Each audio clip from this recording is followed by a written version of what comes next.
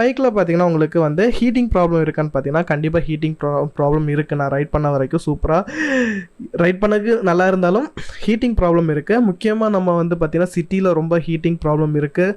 Already 2 fan இருக்குன்னு சொன்னாங்க, ஆனாலும் ஹீட்டிங் ப்ராப்ளம் இருக்குது கைஸ், அதை நீங்கள் பார்த்துக்கோங்க. அதுமாதிரி சீட் வந்து கம்ஃபர்ட்டாக இருக்குன்னா உண்மையில எனக்கு கம்ஃபர்ட்டாக இருக்குது. பில்லியன் சீட்டையும் கம்ஃபர்ட்டாக தான் இருக்கும், ஆனாலும் அது வந்து கொஞ்சம் இருக்காத மாதிரி ஃபீல் ஆகும்.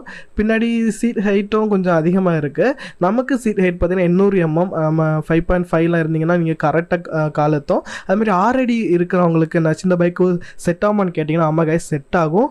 ஆனால் என்ன ப்ராப்ளம்னா உங்களுக்கு வந்து பைக் சின்னதாக இருந்த மாதிரி தெரியும்.